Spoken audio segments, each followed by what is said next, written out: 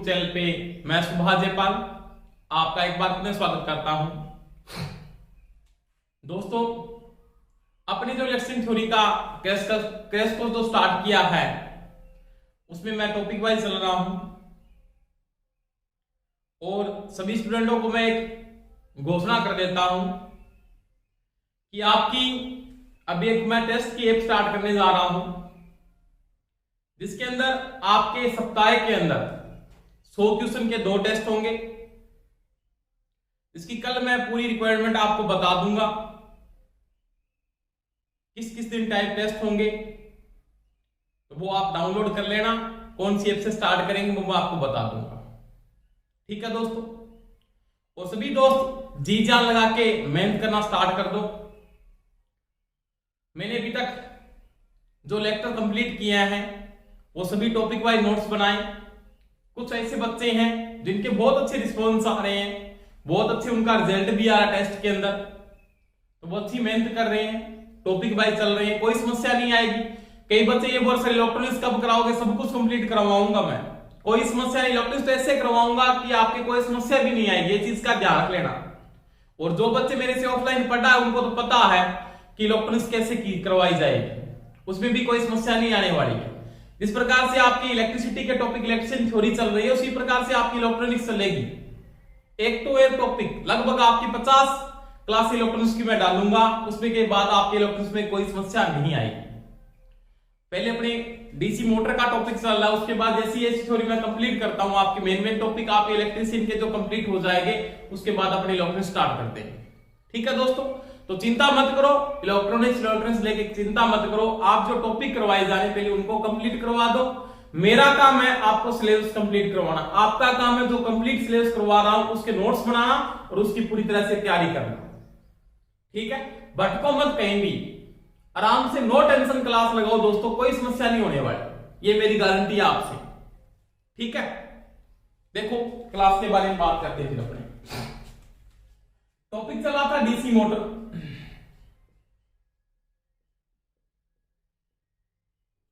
क्या चल रहा था?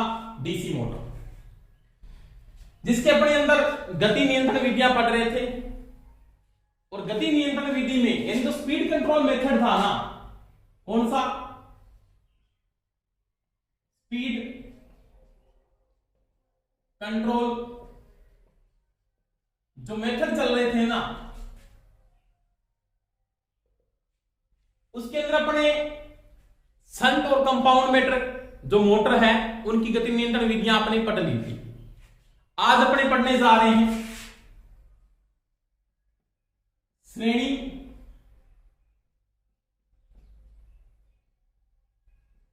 मोटर की गति नियंत्रण विधियां। देखो दोस्तों, पहली बात आपको यहां पे ध्यान रखनी है कि गति नियंत्रण की जो विधि है ना, उसके द्वारा आप सामान्य से अधिक गति कर सकते हो और अधिक से क्या कर सकते हो कि सामान्य गति है उससे अधिक कर सकते हो या क्या कर सकते हो, कम कर सकते हो। इसमें मैंने आपको स्पीड कंट्रोल में परसेंटेज की वैल्यू भी बता दी है। अब देखो, श्रेणी मोटर की गति नियंत्रण विधियां वो 5 प्रकार से कंप्लीट करेंगे अपने।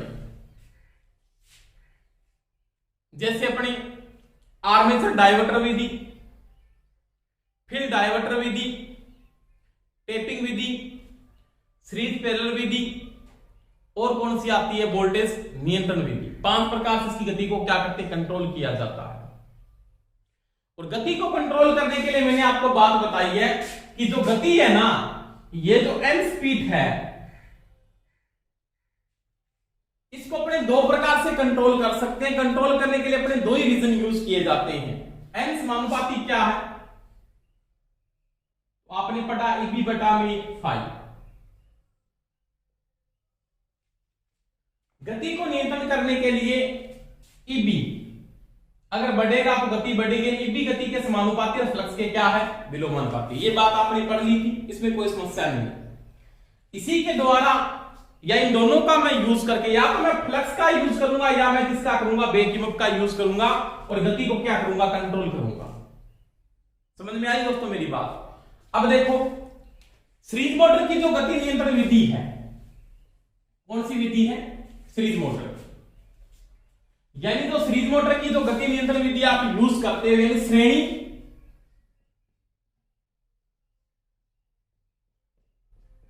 मोटर की गति नियंत्रण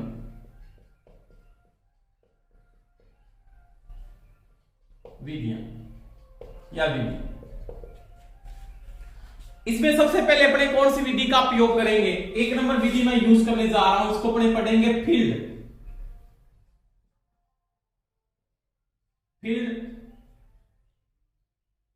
डायवर्टर विधि। अब देखो ये डायवर्टर है ना, डायवर्टर का मतलब करंट को डाइवर्ट करेगा। नियंत्रक कहां पे लगता है? श्रेणी में लगता है। डायवर्टर किस क्रम में लगता है? समांतर में जोड़ा जाएगा। यानी ये जो डायवर्टर है ना, इसको हिंदी में क्या बोलते हैं? विभाजक कहा जाता है। क्या कहते हैं? विभाजक, या इसको बोलते हैं अपवर्तक।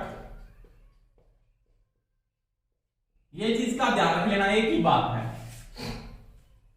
और इसका जो संयोजन है ना, इसका संयोजन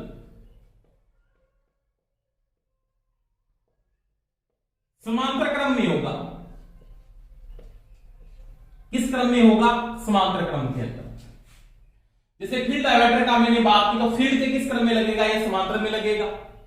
आर्मेचर डायवर्टर आएगा तो आर्मेचर किस क्रम में लगेगा? समांतर में लगेगा। समझ में आ गई दोस्तों मेरी बात। अब देखो आराम से, कोई समस्या नहीं आनी चाहिए आपकी। मैं फील्ड डायवर्टर विधि के द्वारा, यानी मैं जब फील्ड डायवर्टर विधि का यूज करता हूं, तो इसके द्वारा जो गति है मेरे पास, कुछ और कोई भी मैं गति यूज कर रहा हूं, देखो इसका मतलब फील्ड या डायवर्टर जो अपने यूज कर रहे हैं, मैंने यहां पे बात की थी कि जो डायवर्टर या विभाजक इसको कहा जाता है, या इसको अपवर्तक कहते हैं, इसका जो संयोजन होगा वो किस क्रम में होगा? हमेशा ही समांतर क्रम में होगा, चाहे वो फील्ड के है और चाहे वो किसके? आर्मेचर के है। अब देखो, अब मैं यहां पे डायवर्टर की बात करूं तो मेरे पास जैसे मोटर बनी हुई है,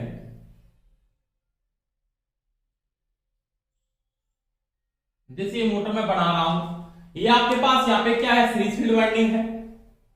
कौन सी वाइंडिंग है? Series field winding. और इसके श्रेणी क्रम में किसको जोड़ दिया? आर्मेचर को।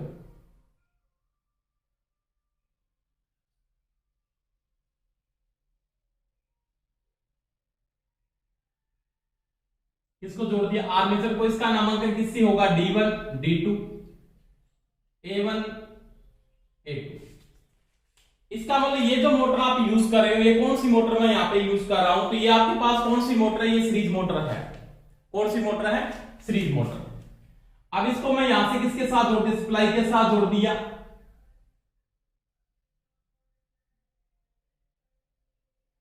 पॉजिटिव और नेगेटिव, और क्या दे दिया? इसको BL दे दिया। अब मेरे को पता मोटर, इसका मतलब करंट क्या आएगा? अंदर आएगा, IL फ्लो हो रहा है यहां पे। अब मेरे को डायवर्टर या विभाजक को इसके साथ जोड़ना है, तो डायवर्टर कहां पे लगेगा? तो डायवर्टर को मैं यहां पे जोड़ रहा हूं इस प्रकार। ये लो, ये भी क्या होगा? एक रियोस्टेट ही होता है। यानी जब एक रियोस्टेट को फील्ड के या आर्मेचर के समांतर क्रम में जोड़ा जाता है, तो उसको डायवर्टर कहा जाता है, या विभाजक कहते हो, या क्या कहते हो? अपवर्तक कहते हो। समझ में आई दोस्तों मेरी बात। इसका संयोजन हमेशा ही समांतर क्रम में होता है, चाहे वो फील्ड के करते हो और चाहे किसके करते हो? आर्मेचर के करते हो। अब देखो, इसके श्रेणी क्रम में एक रेजिस्टेंस और लगाते हैं यहां पे। जैसे यहां पे रेजिस्टेंस मैंने और जोड़ दिया,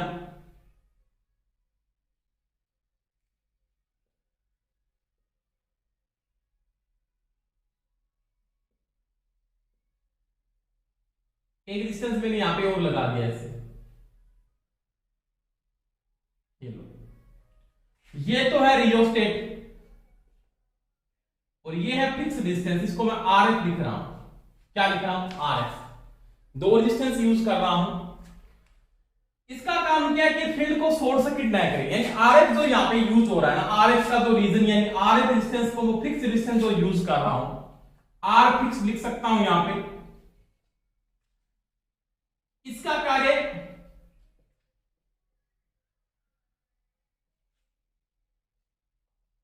फील्ड को शॉर्ट सर्किट होने से बचाना, होने से बचाना, ठीक है। और ये जो रियोस्टेट लगा हुआ है, ये रियोस्टेट का काम करेगा, इसका मान कम या आप अधिक कर सकते हो, ये वेरिएबल है। जब इसकी वैल्यू माइनस 0 हो जाती है तो ये इसको शॉर्ट नहीं होने देगा। फील्ड अगर शॉर्ट हो गया तो फील्ड का फ्लक्स मेंटेन नहीं होगा। अब देखो डायोडर का मतलब यहां पे जो लोड करंट आ रहा था ना, पहले इसका रास्ता एक ही था। अब इस डायवर्टर का मतलब न्यूनतम मान करता हूं तो करंट इधर भी फ्लो होगा। करंट क्या हो गया, डायवर्टर हो गया। अब करंट किधर चला जा रहा है, इधर भी जा रहा है और इस ओर भी फ्लो हो रहा है। इसका मतलब जो आपके पास आईएससी का मान है, क्योंकि जब आपका करंट डायवर्टर हो रहा है तो आईएससी के मान में क्या आएगी, कमी आएगी। आईएससी क्या होगा, डाउन होगा। क्यों होगा, क्योंकि जो डायवर्टर है वो करंट को डायवर्टर कर देगा या विभाजित कर लेगा। यानी पहले करंट का रास्ता पहले क्या था, पहले यह तो कंडीशन थी कि पहले ये कंडीशन थी आईएल बराबर क्या था, आईएससी था। ये कंडीशन थी जब ये नहीं जुड़ा हुआ था। यानी मान लेता हूं जब ये स्विच लगा दिया, यहां पे मैंने एक स्विच को यूज कर लिया। ये जो स्विच अगर ओपन था, क्या था, स्विच जब आपका क्या था, ओपन था, तो आईएल बराबर क्या था, आईएससी था। परंतु जब स्विच को क्या करता हूं, क्लोज करता हूं, मैंने स्विच को क्या किया, क्लोज कर दिया। क्या कर दिया, क्लोज, तो आईएल बराबर आईएससी नहीं होगा। ये कंडीशन लागू नहीं हो सकती, क्योंकि जैसे आपने स्विच को यहां पे क्लोज किया तो करंट क्या हो गया, डायवर्टर हो गया। इधर भी जाएगा उधर भी जाएगा, इसका मतलब आईएससी का मान क्या होगा, कम होगा। अब आईएससी क्या होगा, कम होगा, तो आईएससी समानुपाती क्या होता है, वो होता है फाईएससी। क्या होता है, फाईएससी। तो सीरीज का फ्लक्स भी क्या होगा, कम होगा। और जब फ्लक्स कम होता है तो फ्लक्स विलोमानुपाती होता है किसके, गति के। तो गति क्या होती है, बढ़ जाती है। क्या होती है, गति बढ़ जाती है। इस विधि के द्वारा सामान्य गति से अधिक गति प्राप्त की जा सकती है,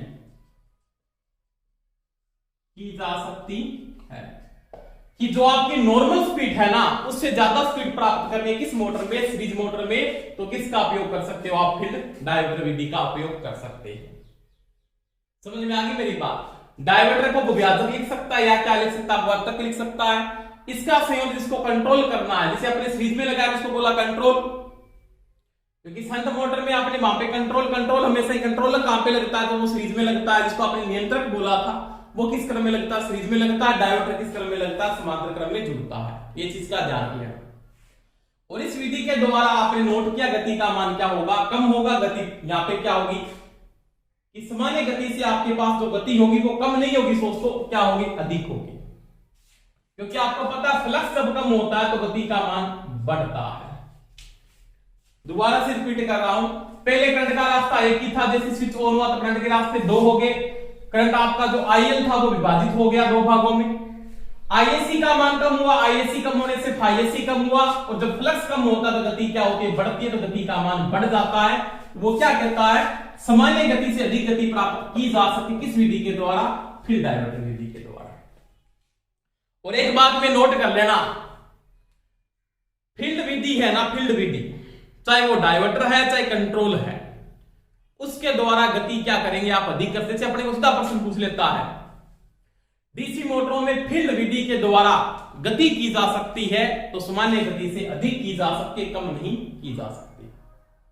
समझ में आई दोस्तों मेरी बात। तो ये थी फील्ड डायवर्टर विधि। उसके बाद देखो अगली बात करते हैं।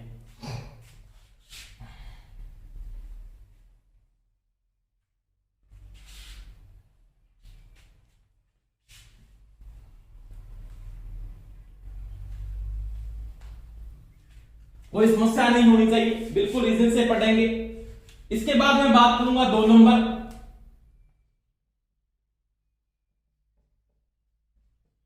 आर्मेचर डायवर्टर या विभाजक एक ही बात लिख सकता हो। हिंदी में लिख देता हूं यहां पे विभाजक, या इसको विभाजक कहते हैं विधि। आराम से देखिए, कोई समस्या नहीं होनी चाहिए आपके। ये आपके पास सीरीज मोटर है,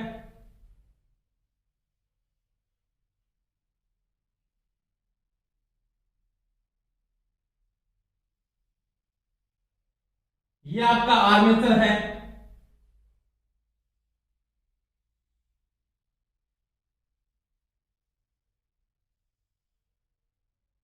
पॉजिटिव दे दिया, नेगेटिव और ये इसने दे दिया BN। इसका नामांकन D1 D2 A1 A2। अभी मेरे को ये नहीं पता ये मोटर है जनरेटर, बता सकता है क्या कोई? नहीं बता सकते आप। डायरेक्शन ऑफ करंट की अपने को बताएगा, यानी करंट अगर इससे फ्लो हो रहा IL, तो मेरे को पता ये क्या मोटर, क्योंकि मोटर करंट क्या लेती है, अंदर लेती है। कौन सा रूल लागू होता है मोटर में? फ्लेमिंग का लेफ्ट हैंड रूल लागू होता है। अब देखो, अब मैंने डायवर्टर का यूज करा, मैंने यहां पे डायवर्टर को लगा दिया ऐसे,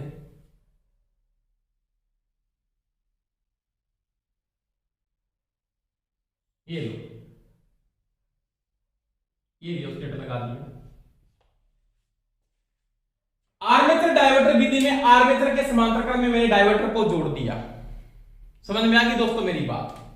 अब क्या हुआ, इसका जो टोरक होता है ना, मोटर का जो टोरक है, TA समानुपाती सभी ने पढ़ा है, IA इनटू में क्या होता है, फाई के समानुपाती होता है। क्या होता है? फाई के समानुपाती होता है। अब मोटर को वही टॉर्क चाहिए, यानी मोटर उसी टॉर्क को प्राप्त करना चाहेगी, तो आपने समांतर क्रम में यहां पे जोड़ा। पहली बात, इन दोनों के समांतर क्रम में जुड़ने से रेजिस्टेंस का मान कम हुआ, और करंट यहां पे क्या हो रहा है, डायवर्टर हो रहा है आर्मेचर का। तो आर्मेचर को अगर वही टॉर्क चाहिए तो IA का मान क्या करना पड़ेगा? बढ़ाना पड़ेगा। यानी उसी टॉर्क को प्राप्त करने के लिए, उसी टॉर्क या उसी आघूर्ण को प्राप्त करने के लिए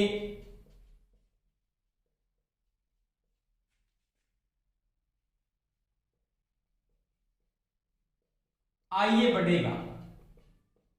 क्या बढ़ेगा? IA का मान बढ़ेगा, ये नॉर्मल बात है। और जब आपका IA बढ़ेगा, यानी इसमें IA का जो मान है वो अगर बढ़ेगा ना, तो IL का मान तो अपने आप बढ़ेगा। यानी आर्मेचर को वही टॉर्क प्राप्त करना है, लेकिन टॉर्क का मान उसको बढ़ाना पड़ेगा। तो वो लोड से क्या करेगा? लोड धारा का मान बढ़ाएगा, तो वो IA का मान बढ़ेगा, तो IL का मान बढ़ेगा। तो IA का मान जब बढ़ेगा तो IL का मान तो अपने आप बढ़ेगा, IL भी क्या होगा? बढ़ेगा, क्योंकि मोटर क्या करेगी? लोड करंट ज्यादा लेगी, नॉर्मल सी बात है। और IL का जब मान बढ़ता है तो IL बराबर क्या है? ISC है। क्या है? ISC। लोड धारा सीरीज धारा के क्या है? बराबर है, क्योंकि दोनों किस क्रम में जुड़े हैं? श्रेणी क्रम। समझ में आ गई दोस्तों मेरी बात?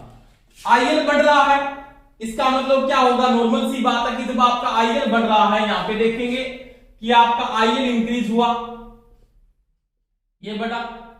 IL बढ़ेगा तो क्या बढ़ेगा? ISC भी बढ़ेगा, क्योंकि दोनों का मान क्या है? समान है। ISC बढ़ेगा तो ISC समानुपाती क्या है? ISC, तो फ्लक्स भी क्या होगा? बढ़ेगा। क्या होगा? फ्लक्स बढ़ेगा। और जब फ्लक्स बढ़ता है तो गति का मान क्या हो जाता है दोस्तों? कम हो जाता है। क्या हो जाता है? कम, क्योंकि फ्लक्स गति के क्या है? विलोमानुपाती। क्या है? विलोमानुपाती। समझ में आ गई दोस्तों मेरी बात? यानी आर्मेचर के समांतर क्रम में जब मैं डायवर्टर या विभाजक या अपवर्तक को जोड़ता हूं, आर्मेचर क्या करेगा? लोड धारा का मान बढ़ाएगा, क्योंकि आर्मेचर को उसी टॉर्क को प्राप्त करना है। IA बढ़ाएगा, IA जब बढ़ेगा तो IL का मान तो अपने आप बढ़ेगा, IL बढ़ेगा तो ISC का मान बढ़ेगा, ISC बढ़ेगा तो ISC का मान बढ़ेगा। और जब फ्लक्स बढ़ता है तो गति का मान कम हो जाता है। तो इस विधि के द्वारा सामान्य गति से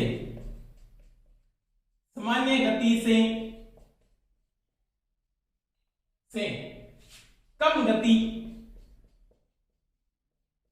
प्राप्त की जा सकती है,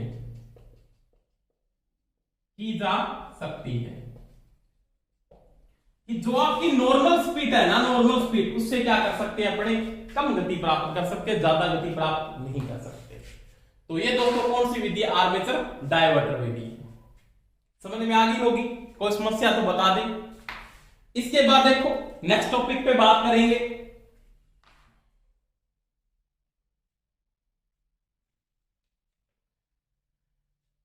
साथ साथ में नोट्स बनाते जाएं, और जो आपके डायग्राम बनाए जा रहे हैं ना, वो साथ साथ में जरूर नोट करना, उनसे समझ में आएगी बातें सारी की सारी। इसके बाद 3 नंबर बात करूंगा मैं,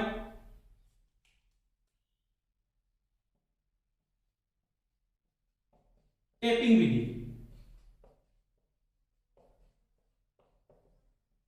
कौन सी? टेपिंग विधि। अब देखो टेपिंग विधि में क्या है कि मेरे पास एक मोटर है, सीरीज की मोटर है, मान लीजिए सीरीज मोटर है।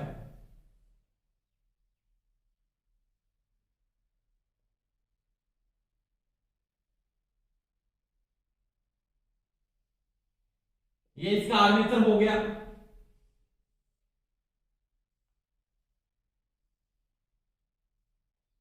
ये पॉजिटिव है, ये नेगेटिव है, ये आपने इसको बीएल दे दिया, इसका नामांकन आपने कर दिया D1 D2 A1 A2। Motor इसका मतलब लोड करंट क्या आएगा? अंदर आएगा। समझ में आ गई दोस्तों मेरी बात? देखो यहाँ पे मैंने टेपिंग निकाल रखी, कोई भी एक टेपिंग, एक ये निकाल ली, एक ये निकाल ली।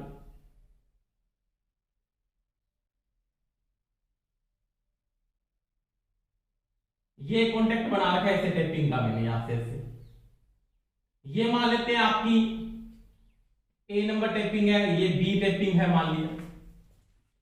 अब देखो टेपिंग विधि के द्वारा अगर मैं टेपिंग को यूज नहीं करता, मैंने कोई भी टेपिंग को यूज नहीं किया, तो मोटर के सारे टर्न मेरे पास काम में आ रहे हैं। मोटर आपकी सामान्य गति पे घूम रही है, मैंने किसी भी टेपिंग को अगर यूज नहीं किया तो मोटर क्या कर रही है? अपनी सामान्य गति पे चल रही है। जैसे ये ऐसे बनी हुई है, ऐसे मैंने इसकी कोई भी टेपिंग को अभी तक यूज नहीं किया। अब देखो जब मैं A नंबर टेपिंग को यूज करता हूं, A टेपिंग को मैंने यहां पे ऐसे यूज कर लिया, इसका मतलब ये जो टर्न है वो शॉर्ट हो गया, इसका मतलब ये टर्न काम नहीं, इतने टर्न काम आ रहे हैं। और जब टर्नों की संख्या कम होती है ना, वाइंडिंग में टर्नों की संख्या आप कम करोगे तो फ्लक्स क्या होगा? कम होगा। यानी वेस्टर्न में कोई भी जो आप वेस्टर्न यूज कर रहे हो, वेस्टर्न में बर्तनों की संख्या का मतलब होता है टर्न की संख्या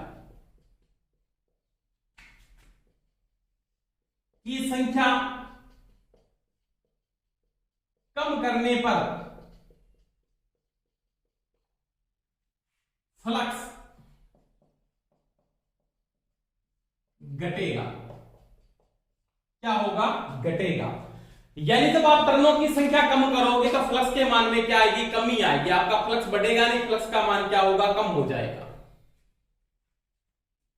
और जब फ्लक्स का मान कम होता है तो गति क्या होती है? बढ़ती। तो देखो यहाँ पे बर्तनों की संख्या, टर्नों की संख्या आप कम करोगे तो फ्लक्स क्या होगा? घटेगा। यानी A नंबर करने पे आपके टर्नों की संख्या क्या हुई? कम हुई है।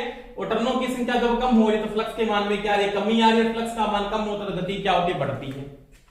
अब देखो इस टेपिंग को यूज नहीं करके आप B नंबर टेपिंग को यूज कर रहे हो, मान लीजिए टेपिंग को यूज, इसको 1 नंबर आपने 2 नंबर टेपिंग को यूज किया, तो ये तीनों के तीनों टर्न आप कितने टर्न ही काम आ रहे हैं? यहां से लेके इतना ही टर्न काम आ रहा है। तो फ्लक्स क्या होगा? और कम होगा। यानी क्या होगी? जब टर्नों की संख्या कम की जाएगी तो फ्लक्स के मान में क्या आएगी? कमी। यानी टेपिंग के द्वारा टर्नों की संख्या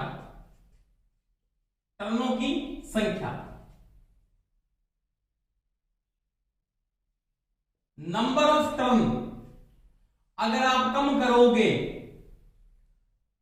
तो क्या होगा? फ्लक्स कम होगा। क्या कम होगा? फ्लक्स कम होगा।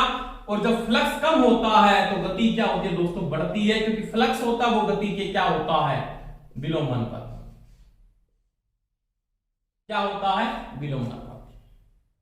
तो वही बात है, टेपिंग विधि के द्वारा टर्नों की संख्या घटाई जाती है, और टर्नों की संख्या जब कम होती है, जैसे कहता है टेपिंग बढ़ रही है, टेपिंग बढ़ने का मतलब टर्नों की संख्या कम हो रही है। जैसे आपने मिक्सी को देखा होगा ना, मिक्सी में जब आप टेपिंगों की संख्या बढ़ाते हैं, इसका मतलब टर्नों की संख्या वहां पे क्या हो रही है? कम हो रही है। और टर्नों की संख्या संख्या जब आपके पास कम हो रही है ना तो गति का मान क्या होगा, बढ़ेगा, क्योंकि फ्लक्स के मान में क्या आ रही है, कमी आ रही है। और फ्लक्स जब कम होता है तो गति का मान क्या होता है, बढ़ता है, यानी गति क्या होती है आपकी, इंक्रीज हो जाती है। तो टैपिंग विधि के द्वारा सीरीज मोटर की गति सबसे ज्यादा इसको यूज भी करते हैं टैपिंग विधि को, इन मोटरों में, सीरीज मोटर में। आपको बहुत बार प्रश्न पूछ लेता है ये, क्योंकि इसका लॉसेज नहीं है, बिल्कुल कोई रेजिस्टेंस लगाने की जरूरत नहीं है। कि सीरीज मोटर में सामान्य से अधिक गति प्राप्त करने के लिए कौन सी विधि का सबसे ज्यादा उपयोग किया जाता है, तो किस करते हैं, टैपिंग विधि का उपयोग करते हैं। तो इस विधि के द्वारा क्या होगा, सामान्य गति से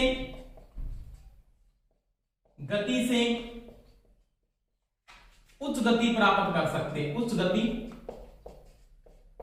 प्राप्त कर सकते हैं। ये चीज का ध्यान रखें। समझ में आ गई दोस्तों मेरी बात। तो ये था इसका टैपिंग मेथड। कौन सा था, टैपिंग मेथड। इसके बाद देखो 4 नंबर, आराम से समझेंगे, कोई दिक्कत नहीं आएगी आपको, ये मैं गारंटी देता हूं आपको। अगर आप साथ में मेरे नोट्स बना रहे हो, साथ में मेरी सारी क्लासें अगर आप अटेंड कर रहे हो ना, तो आपके कोई समस्या भी नहीं आने वाली, ये गारंटी देता हूं आपको। 4 नंबर देखो,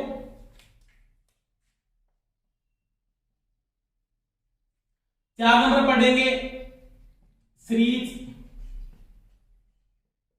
समांतर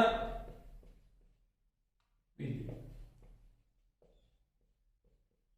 जिसको सीरीज पैरेलल मेथड भी कहते हैं, एक ही बात है, कोई समस्या नहीं है, या श्रेणी समांतर विधि भी कहते हैं, इसमें कोई समस्या नहीं है, बिल्कुल सिंपल है। देखो ये आपके पास डीसी की सीरीज मोटर है,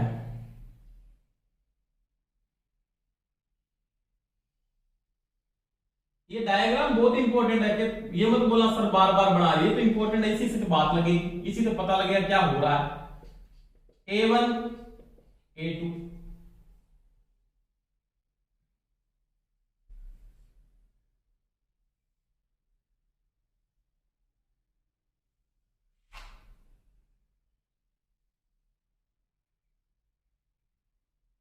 प्लस और माइनस को मैंने दे दिया BL। अब इस वाइंडिंग को था ना, सीरीज फील्ड वाइंडिंग को मैंने 2 भागों में बांट दिया, इसका नामांकन कर दिया D1 D2, इसका भी कर दिया D1 D2।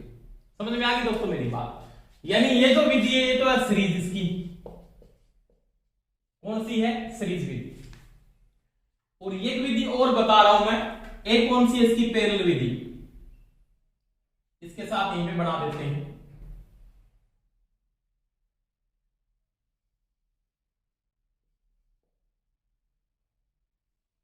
ये स्विच लगा हुआ है,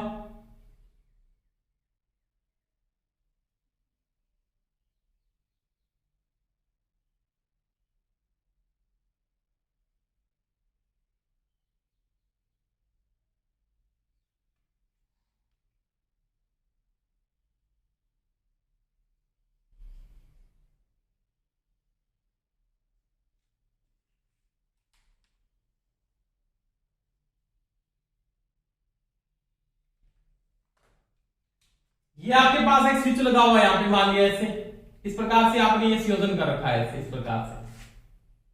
समझ में आ गई दोस्तों मेरी बात। इसको जोड़ना, आप देखो दोनों में धारा की दिशा क्या रखनी है, एक ही रखनी है।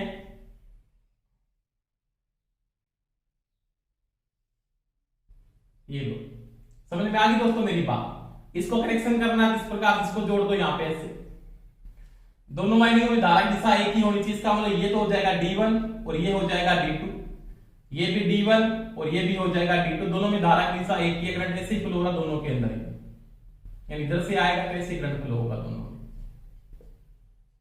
ये IL फ्लो हो रहा है। ये आपने BL दे दिया, प्लस है और ये क्या है, माइनस है। अब देखो ये तो पैरेलल मेथड है और ये कौन सा है, सीरीज मेथड है, ये दोनों समांतर में लगी है ना। अब यहाँ पे प्रतिटन धारा का मान क्या समान है, यानी यहाँ पे तो क्या है, IL बराबर ISC है, कोई समस्या नहीं है, ठीक है। अब ये जो IL है ना, IL बराबर ISC का जो मान है ना, ISC का मान दो भागों में विभाजित हो गया,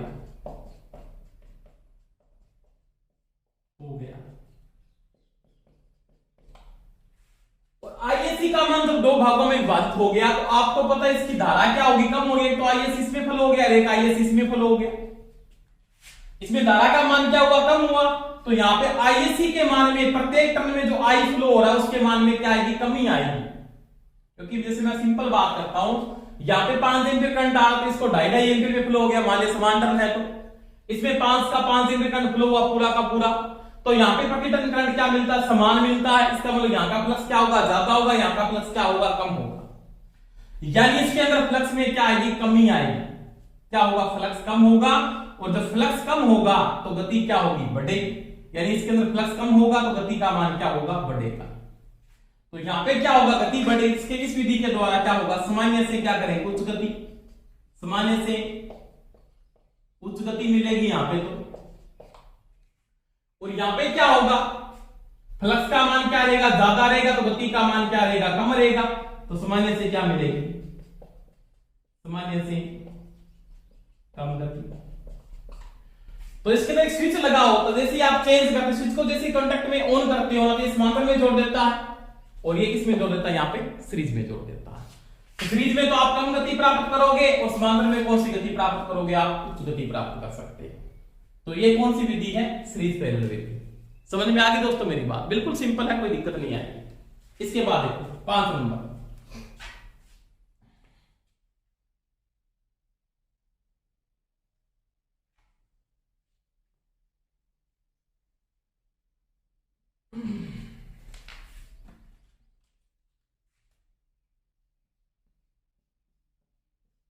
वोल्टेज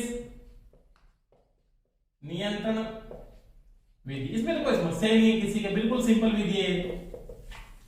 कौन सी विधि यूज करेंगे, वोल्टेज नियंत्रण विधि, या इसको बोलते हैं वोल्टेज कंट्रोल विधि। समझ में आई दोस्तों मेरी बात। इसके अंदर देखो वोल्टेज नियंत्रण विधि में क्या है कि मेरे पास एक सीरीज मोटर है, मान लीजिए एक सीरीज मोटर है, ये आपके पास, आप इसको यूज कर रहे हो, ये लो,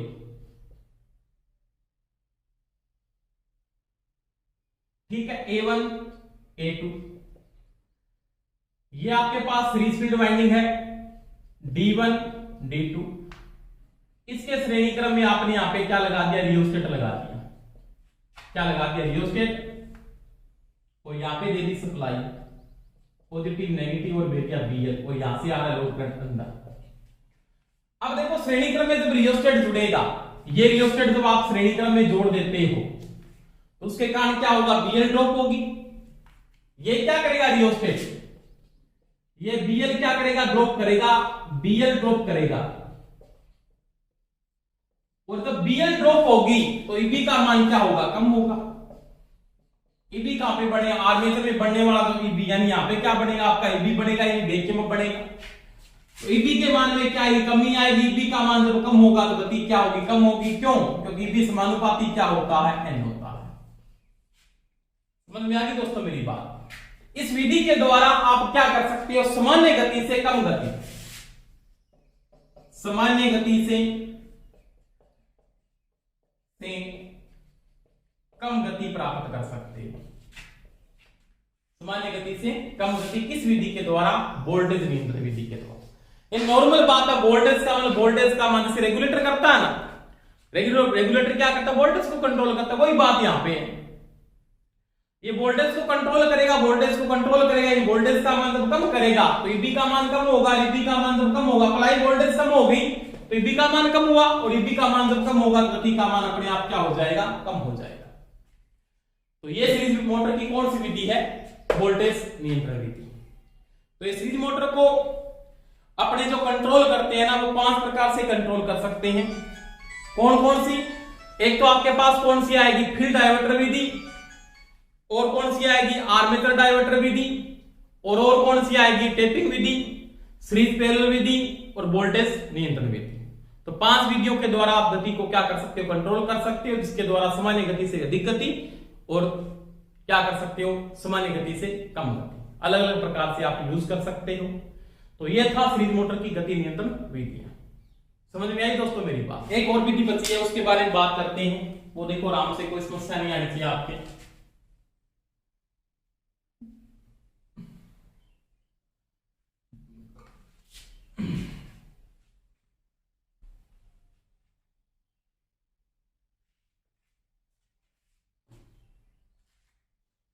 सबसे अच्छी विधि है वार्ग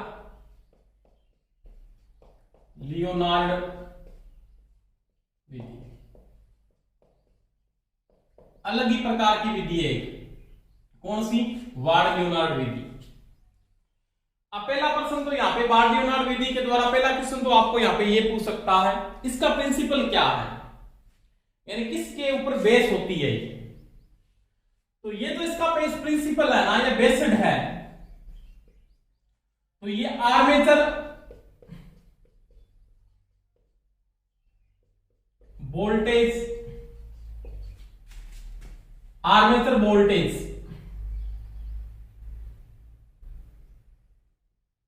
नियंत्रण विधि पर आधारित है।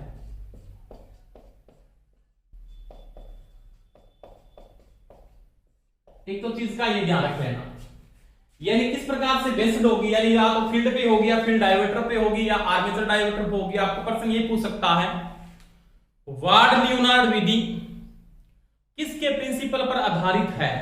तो वो आर्मेचर नियंत्रण विधि पर आधारित है।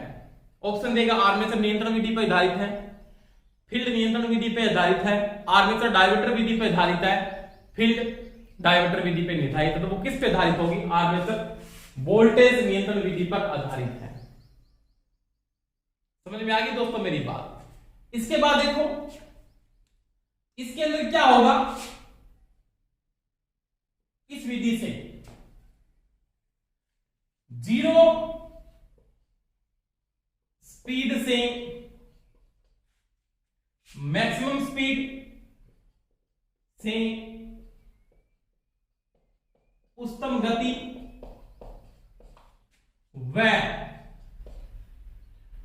डायरेक्शन ऑफ रोटेशन दोनों दिशाओं में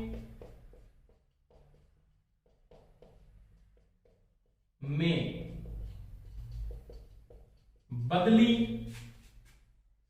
जा सकती है। ये इसका सबसे बड़ा लाभ है, एडवांटेज है। यानी जीरो स्पीड से उच्चतम गति प्राप्त कर सकते हो और मैक्सिमम गति प्राप्त कर सकते हो। डायरेक्शन ऑफ रोटेशन दोनों दिशाओं में बदली जा सकती है। उनमें नहीं था ऐसा, कथा नहीं था। इसके अंदर क्या होगा, एक MG set and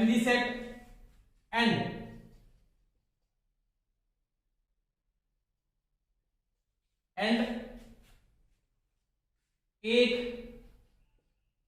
DC motor का उपयोग होगा। एमजी सेट का मतलब होता motor generator set, motor generator set, MG set. अब यहां पे जो ये मोटर काम में आ रही है ना, ये मोटर या तो इसके अंदर क्या होगी, 3 फेज की इंडक्शन मोटर हो सकती है, 3 फेज इंडक्शन मोटर हो सकती है, या डीसी मोटर हो सकती है। और गति ये इसकी स्थिर गति वाली होनी चाहिए। नॉर्मल बात यह है कि नॉर्मल स्पीड में स्थिर गति वाली होनी चाहिए। एमजी सेट में 3 फेज की इंडक्शन मोटर हो सकती है या डीसी की मोटर हो सकती है स्थिर गति वाली। कौन सी गति वाली? फिक्स्ड गति वाली या स्थिर गति वाली होनी चाहिए। इसके अंदर लिख सकता हूं फिक्स्ड गति के, फिक्स्ड स्पीड वाली। ये चीज का ध्यान रख लेना। और एक क्या होगी, डीसी मोटर का उपयोग करूंगा। समझ में आ गई दोस्तों मेरी बात? 3 नंबर अगर बात करूं, यहां पे 4 नंबर डीसी मोटर व डीसी जनरेटर पृथक उत्तेजित होंगे, पृथक उत्तेजित होंगे,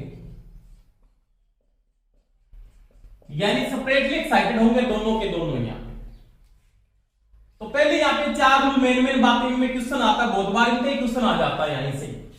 ये किसके ऊपर आधारित है? तो आर्मेचर वोल्टेज नियंत्रण विधि या आर्मेचर नियंत्रण विधि पे आधारित है। जीरो स्पीड से उच्चतम गति प्राप्त की जा सकती है, डायरेक्शन और रोटेशन दोनों दिशाओं में बदली जा सकती है, इसमें एक एनर्जी सेट, एक डीसी मोटर का उपयोग होगा। यहां पे जो मोटर काम आएगी वो 3 फेज की इंडक्शन मोटर हो सकती है, डीसी की मोटर होगी जो क्या देगी मेरे को मैकेनिकल एनर्जी प्रदान करेगी यहां पे, और एक क्या होगी फिक्स स्पीड वाली होनी चाहिए। अब ये जो डीसी मोटर यहां पे यूज कर रहे हो, डीसी जनरेटर आप यहां पे यूज कर रहे हो, वो दोनों के दोनों क्या होंगे सेपरेटली एक्साइटेड होंगे।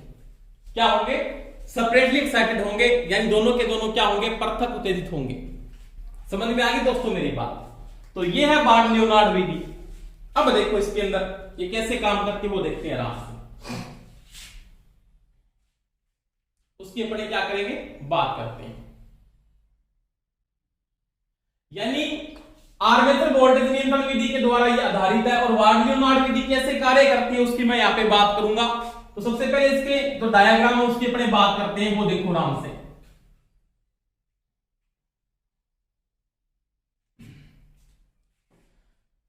ये जो पृथक उत्तेजित मोटर है ना, अगर ये सेपरेटली एक्साइटेड है तो डी सप्लाई क्या होगी यहां पे अलग से ही होगी,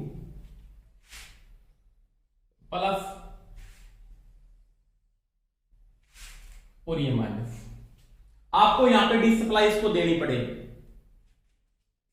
अब देखो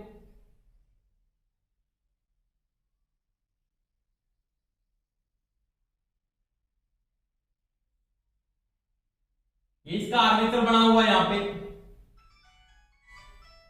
क्या बना पे ये बना लिया।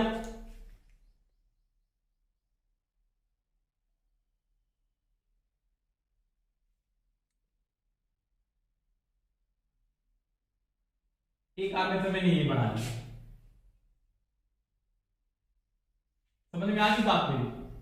और दोनों को आपस में से जोड़ देता हूं इस प्रकार से।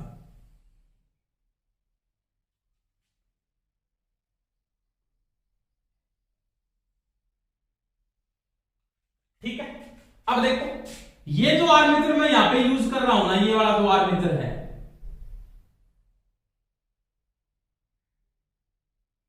ये तो है जनरेटर का जिसमें मैं जी लिख लेता हूं, और जो ये आर्मेचर है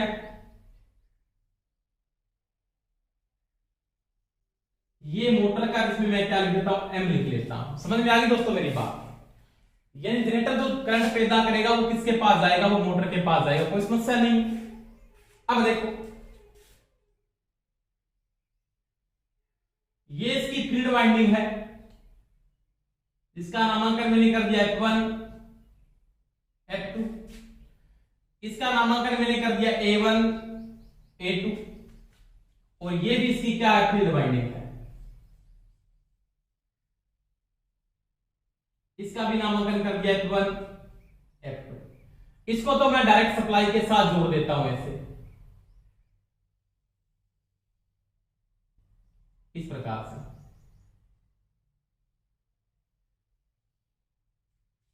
ठीक है, तो आप ऐसे बना लो, कोई समस्या नहीं, वैसे ऐसे होना चाहिए सिस्टम में। तो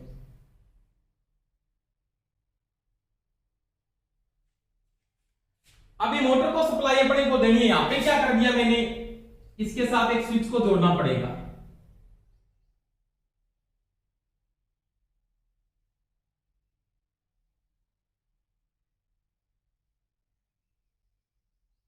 ये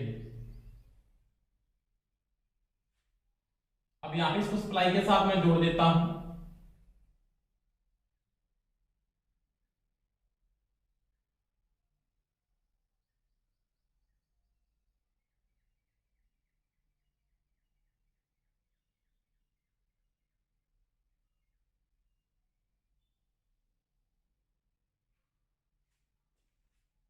ठीक है, कोई समस्या नहीं होनी चाहिए, इस प्रकार से जोड़ दो, चल कोई बात नहीं। अगर यहाँ पे आप सोचो कि आप कंफ्यूजन नहीं होना चाहिए थोड़ा सा, कर्म से पता लग जाएगा। अब यहाँ पे ये जो स्विच लगा हुआ है ना, एक ये स्विच लगा हुआ है यहाँ पे ऐसे, और इसके श्रेणी क्रम में एक यहाँ पे क्या लगा देंगे रियोस्टेट।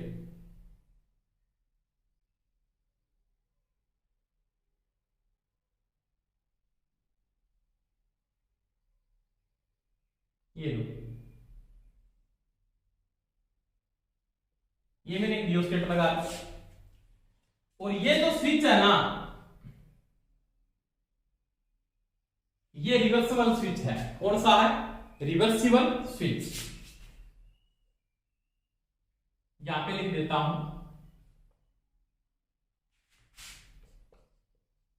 Reversible bulb switch. और ये क्या लगा है? ये लगा है रियोस्टेट। क्या लगा है? रियोस्टेट, यानी परिवर्तनशील मान का प्रतिरोध। हिंदी में लिख देता हूं परिवर्तनशील मान का प्रतिरोध। अब देखो आराम से, अब ये तो रिवर्सिबल स्विच है ना, इसका काम क्या है? यहां पे पहली बात तो मैं यहां पे कर रहा हूं, ये रिवर्सिबल स्विच का काम क्या है, आराम से देखना। ये जो रिवर्सिबल स्विच है ना, यहां पे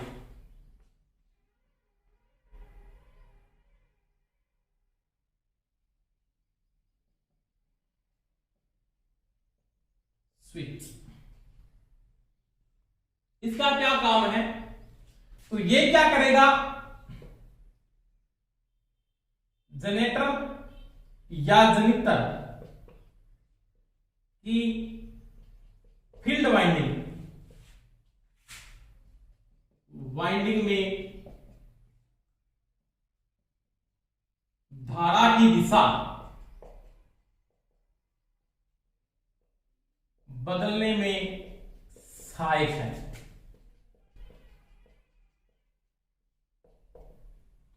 और धारा की दिशा जब बदलेगा तो अपने क्या कर सकते हैं? इसके द्वारा डायरेक्शन ऑफ रोटेशन बदली जा सकती है, बदली जा सकती है। कैसे?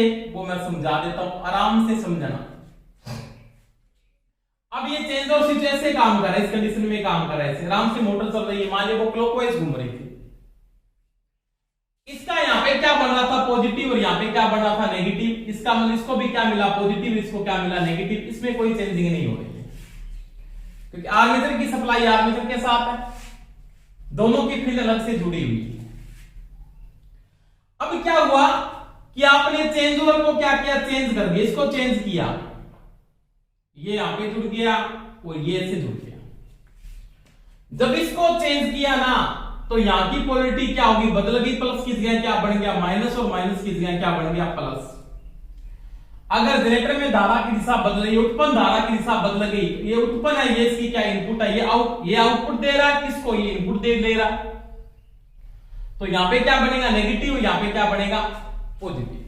यानी पॉजिटिव को पॉजिटिव मिल जाएगा, पॉजिटिव की जगह क्या मिला? नेगेटिव, और नेगेटिव की जगह क्या मिला? पॉजिटिव।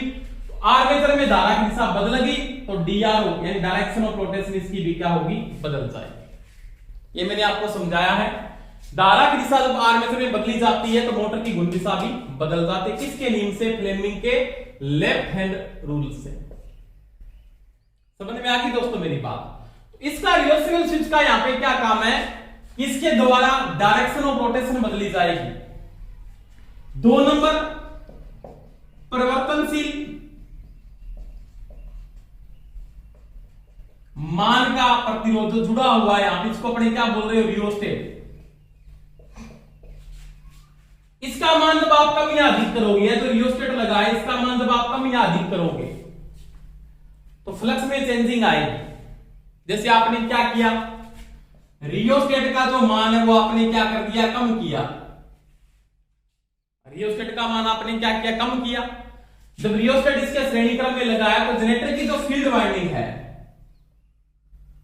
यानी आई फील्ड जनरेटर, आई फील्ड जनरेटर, जनरेटर की फील्ड वाइंडिंग में धारा क्या होगी? बढ़ेगी। रियोस्टेट का मान जब आप कम करोगे तो जनरेटर की फील्ड वाइंडिंग में धारा क्या होगी? बढ़ेगी। धारा बढ़ेगी तो फील्ड वाइंडिंग का क्या बढ़ेगा? फ्लक्स बढ़ेगा। फ्लक्स बढ़ेगा तो ये जनरेटर के द्वारा पैदा होने वाला ईबी यानी ईजी का मान क्या होगा? जनरेट वोल्टेज क्या होगी? बढ़ेगी। जनरेट वोल्टेज यहां की अगर बढ़ रही है तो इसकी आउटपुट वोल्टेज का मान इसको भी क्या मिलेगा? ज्यादा मिलेगा। तो मोटर का जो ईबी है वो भी क्या होगा? बढ़ेगा।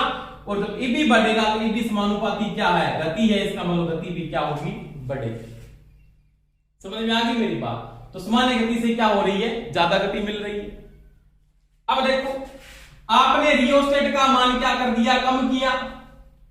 तो रियोस्टेट का मान आपने रियोस्टेट का मान आपने अब क्या किया, ज्यादा किया। जब रियोस्टेट का मान यहां पे बढ़ाया आपने फील्ड के श्रेणीकरण में, तो आई फील्ड जनरेटर की फील्ड वाइंडिंग में धारा के मान में क्या आएगी, कमी।